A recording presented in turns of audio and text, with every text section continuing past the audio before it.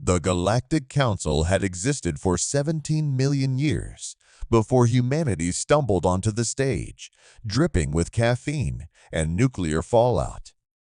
In all that time, across 47,000 member species, not a single civilization had questioned the edicts. The edicts were simple, absolute, and enforced by physics itself. They were woven into the fabric of space-time by the precursors beings so ancient that even their ruins had fossilized into cosmic background radiation. 3 laws governed all sapient life in the universe. First edict: all species shall achieve technological maturity through peaceful cooperation. Second edict: violence between sapient beings shall result in immediate neural cascade failure. Third edict: expansion beyond one's home system requires council approval and adherence to population distribution protocols. For 17 million years, it worked perfectly.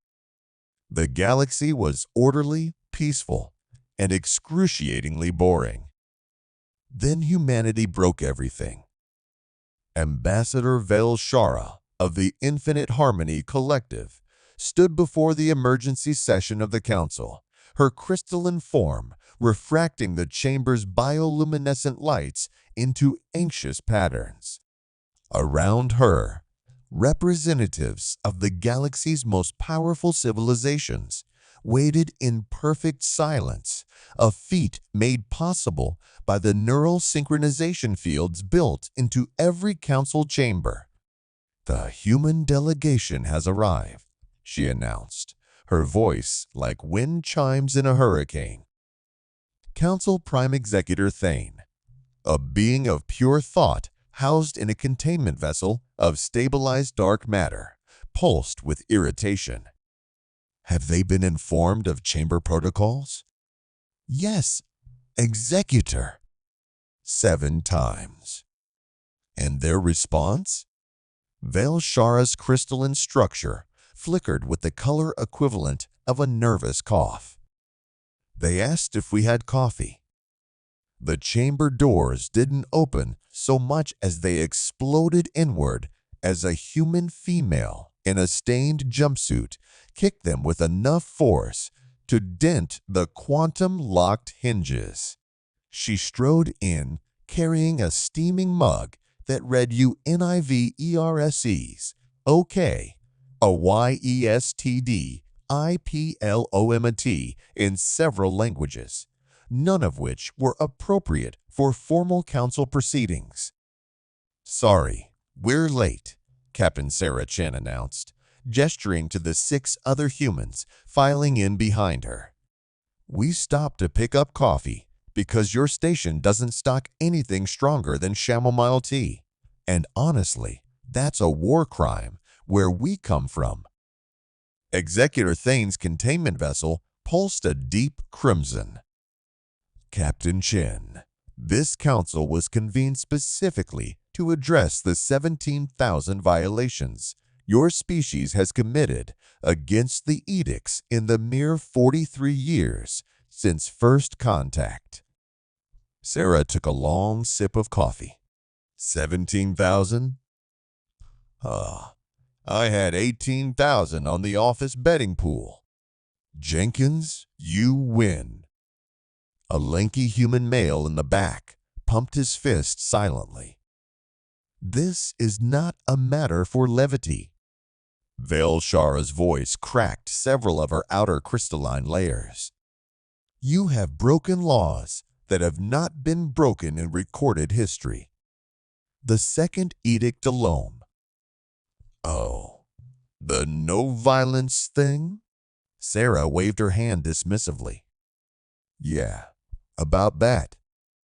Turns out it doesn't actually work on humans. We tested it. A lot." The council chamber fell into the kind of silence usually reserved for the heat death of stars. Counselor Zathik, a methane-breathing philosopher whose civilization had achieved enlightenment, before Earth's sun ignited, spoke with the gravity of eons. Impossible. The precursor safeguards are embedded in universal constants. They operate on quantum levels that supersede biological function. No being can commit violence against another sapient without triggering immediate neural cascade. Want to bet? Sarah turned to Jenkins. Jenkins, punch Rodriguez. With pleasure, Cap. Jenkins walked over to another human and delivered a solid right hook to his jaw. Rodriguez staggered back, rubbed his face, and grinned. Nice form. 7 out of 10. 3 council members fainted. 4 more began emergency quantum decoupling procedures. Velshara shattered 17 of her tertiary crystalline matrices in shock. Heresy.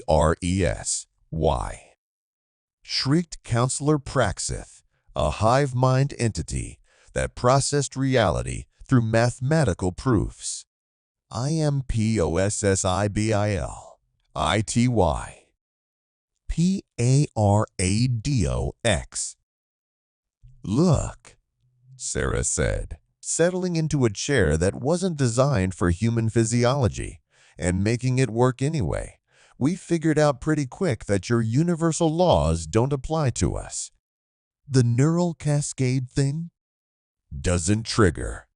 The peaceful cooperation mandatory never happened. We spent most of our pre-space flight history inventing new ways to kill each other, and we got really, really good at it. But that's impossible, Velshara whispered. The precursors designed the edicts to prevent another chaos war. They encoded them into the fundamental forces that bind quarks together. How can you simply ignore them? Sarah shrugged. Best guess? We evolved wrong. Our entire evolutionary history was a non-stop battle royale. Everything on our planet was trying to kill everything else. We had to develop violence resistance just to survive puberty. By the time we developed sapience, we'd already worked around whatever neural blockers your precursors installed. She pulled out a tablet and tossed it onto the council's central display pedestal. Images flooded the chamber's holographic projectors images that made several counselors evacuate their sensory organs. That's World War II. We killed approximately 75 million of our own species in 6 years. That's the Mongol conquests, roughly 40 million dead. That's the Taiping Rebellion, the 30 Years' War, the Atlantic slave trade. Sarah scrolled through humanity's greatest hits of horror with the casual air of someone showing vacation photos. We've been doing this for thousands of years.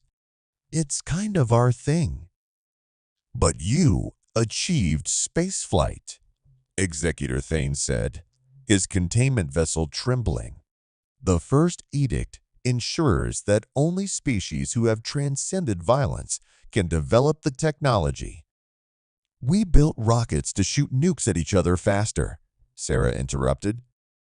Spaceflight was just a convenient side effect.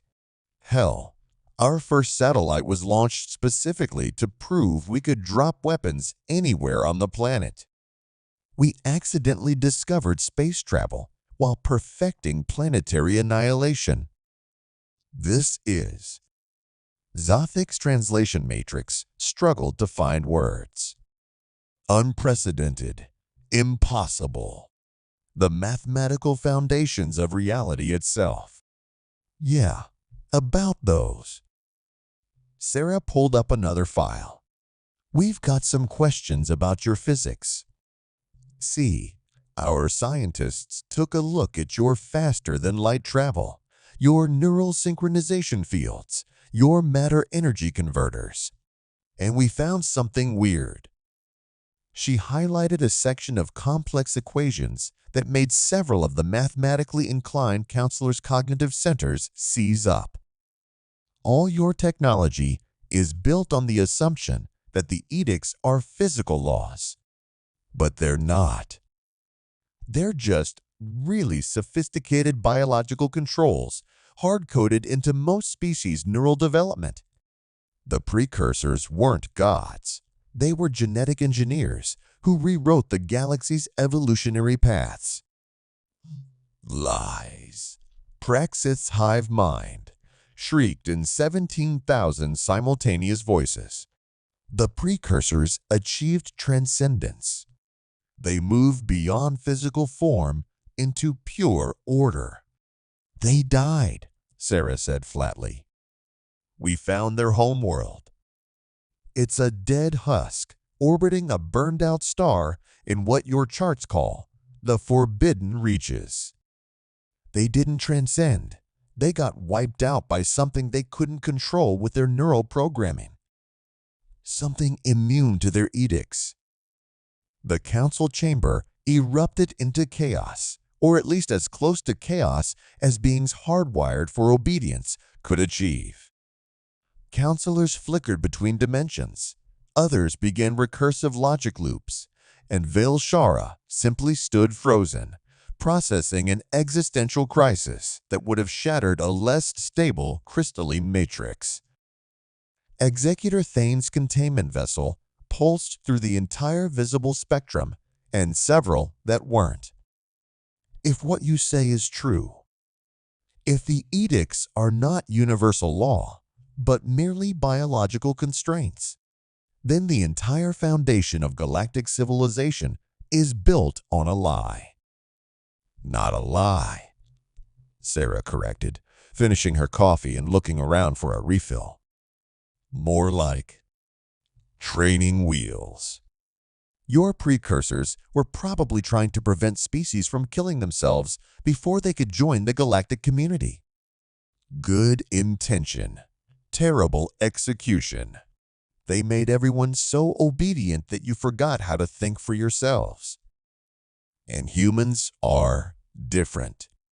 Humans are broken, Sarah said with a grin that would have made a predator nervous. Beautifully, catastrophically, wonderfully broken. We can't be controlled. We don't follow rules we didn't agree to. And we've spent the last 43 years crashing around your carefully ordered universe like a bull in a china shop. She pulled up another file. Which brings us to today's main agenda item. The 17,000 violations you mentioned? That's just the appetizer. We've got plans. The display showed colony worlds, dozens of them, scattered across unclaimed space. Human settlements that violated every population distribution protocol. Industrial complexes that ignored ecological balance mandates. Military installations that shouldn't exist because the very concept of a military was antithetical to the edicts. We've claimed 47 systems without council approval, Sarah continued. We've established trade agreements that ignore your economic synchronization requirements.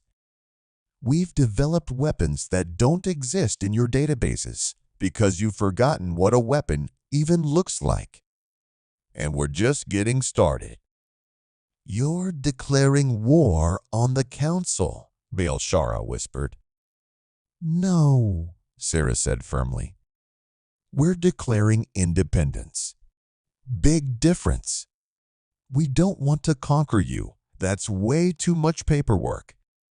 We just want you to leave us alone and let us do our thing. And if we refuse? Executor Thane asked. Then things get interesting.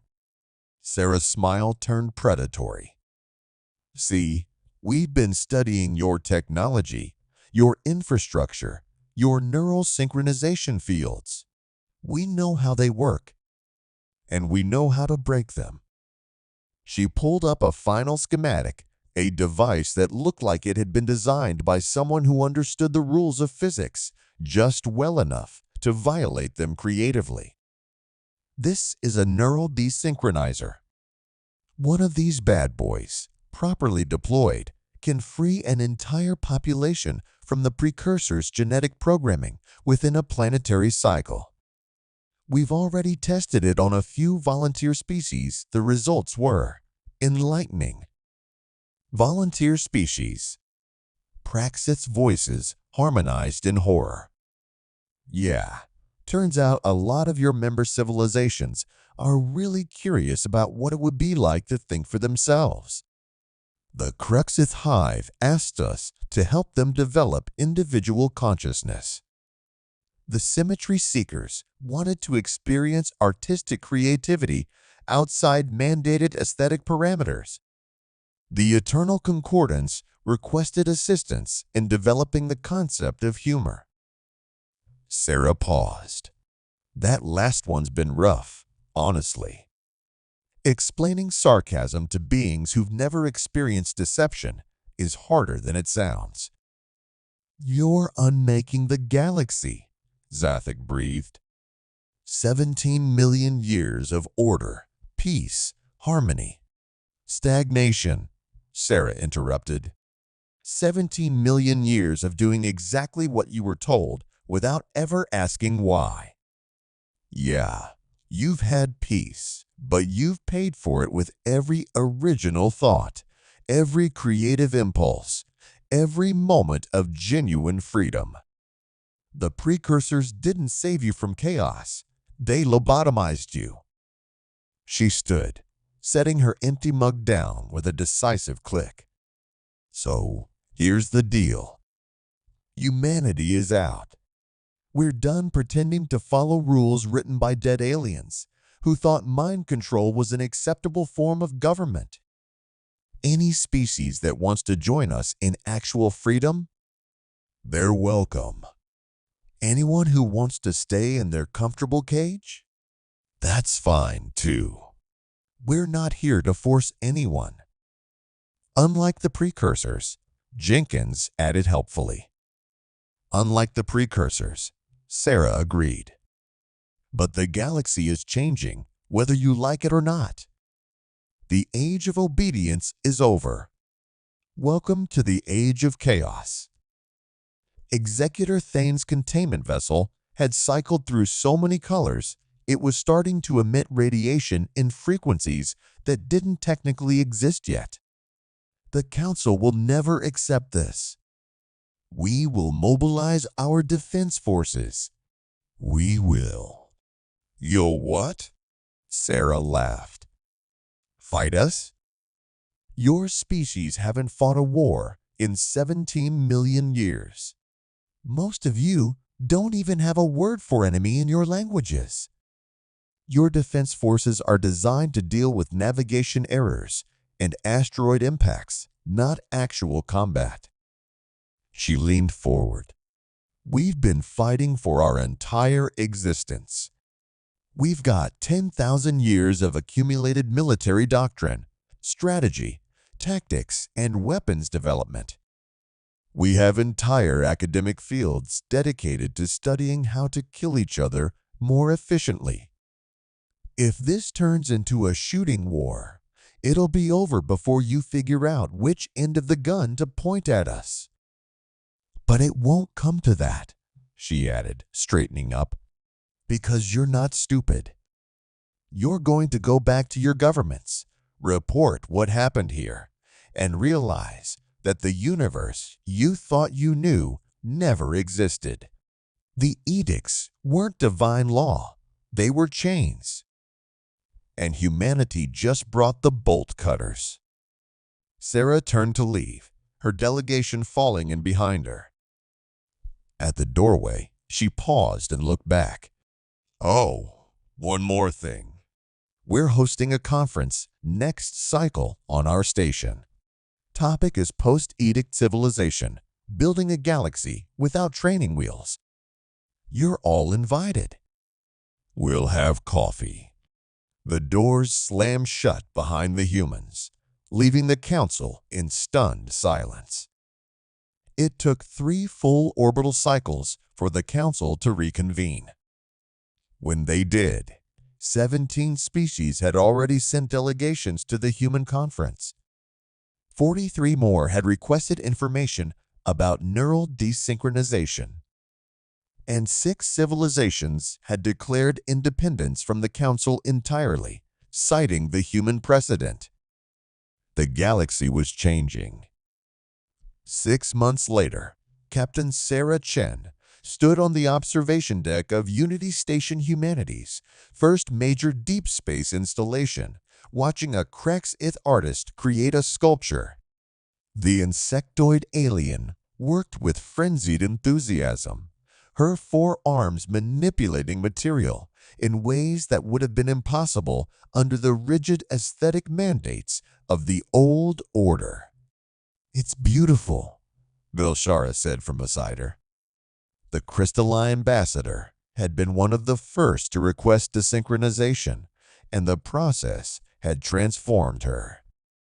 Where before, she had been rigid and formal, now she moved with fluid curiosity, her surfaces refracting light in patterns that had never existed in her species-approved spectrum. "It's chaos," Sarah agreed.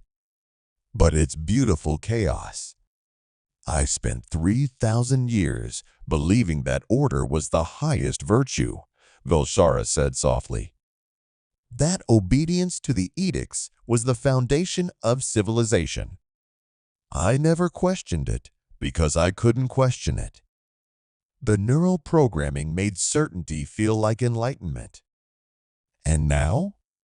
Now, I'm terrified." Vilshara's entire structure flickered with colors that translated to pure anxiety. "The universe is so much bigger and stranger than I was allowed to understand. Every day brings new uncertainties. I make choices that might be wrong. I fail. I succeed. I don't know what tomorrow will bring."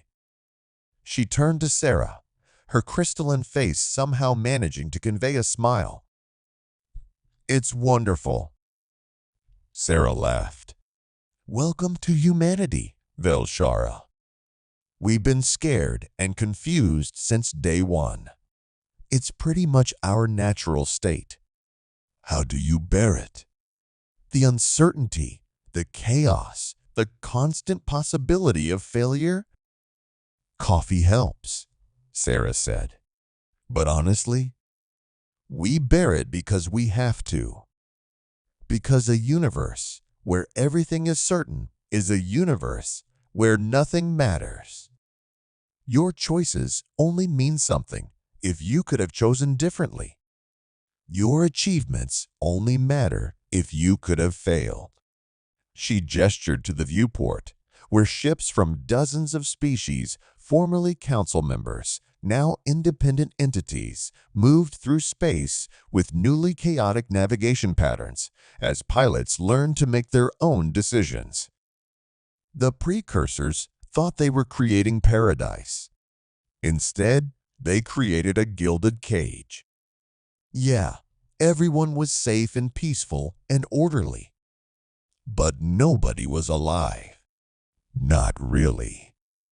You were all just acting out scripts written by dead aliens who thought they knew better. And humanity broke the script. "Humanity couldn't read the script," Sarah corrected. "We showed up to the theater, ignored the play completely, and started doing improv. Drove everyone crazy."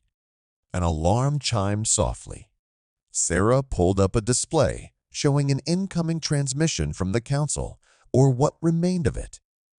Nearly half the member species had left in the past 6 months, and the ones that remained were dealing with internal factions demanding change. Captain Chen, Executor Thane's voice was weary, lacking the authority it had once commanded. "We need to discuss terms." "Terms of what?" "Surrender. Integration." whatever you wish to call it. The dark matter being's containment vessel had lost much of its luster. The Council cannot maintain order when half the galaxy has remembered what freedom means. Species that have been obedient for millennia are suddenly questioning everything. It's chaos. Yeah, Sarah said with a grin. It is. Is beautiful, isn't it? It's terrifying. 23 systems have reported violent conflicts, actual violence between sapients. Something that hasn't occurred in recorded history. And you want us to fix it. We want you to help us navigate it. Thing corrected. Your species has experience with chaos. You've built civilizations in spite of your violent nature, not because of enforced peace. You understand how to have freedom without descending into annihilation. Sarah considered this. We've also descended into annihilation plenty of times. World wars, remember? The climate collapse of 2076? The Great Orbital Cascade? But you survived. You adapted. You learned. Eventually, Sarah pulled up a chair and settled in for what was clearly going to be a long conversation. All right, here's the deal. Humanity will help guide the transition. We'll share our conflict resolution frameworks, our governmental structures, our philosophical approaches to freedom and responsibility. But we're not going to rule you. We're not going to become the new precursors. Then what will you be? Neighbors, Sarah said simply. Colleagues. Friends, if we're lucky. The galaxy doesn't need masters or slaves anymore. It needs partners. And if species use their newfound freedom to wage war, to commit atrocities, then we'll deal with it together. Through diplomacy when possible, through force when necessary. But it'll be a choice, not programming. Real civilizations are built on choices. Thane. Good ones and bad ones. The precursors tried to eliminate the bad choices by eliminating all choices. That was their mistake. She leaned forward. Humanity's not perfect. We've done terrible things. We'll probably do terrible things again. But at least we'll own those choices.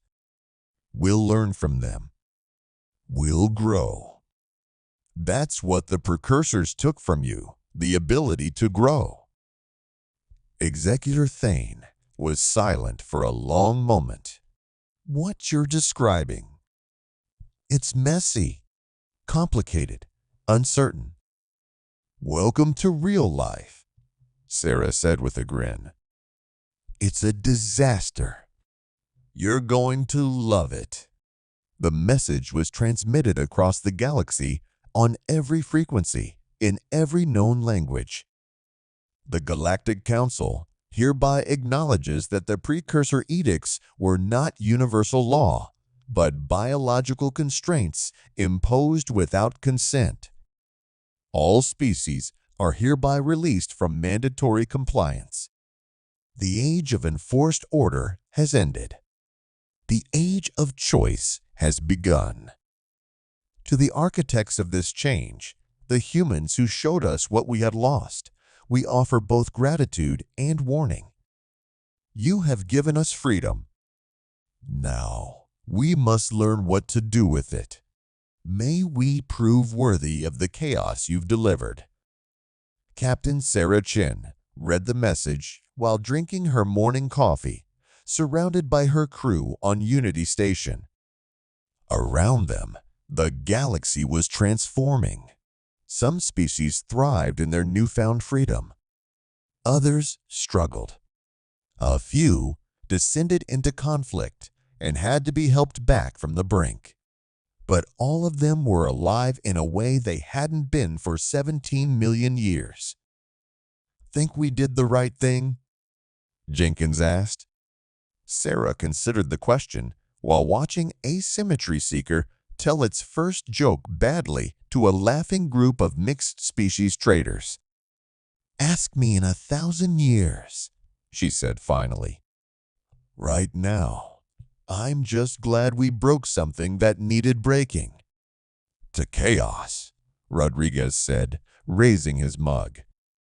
"To chaos," the crew echoed. Outside the viewport, the universe continued its eternal dance, but now, for the first time in eons, the dancers were choosing their own steps. The universe had demanded obedience for 17 million years. Humanity had delivered chaos, and the galaxy would never be the same.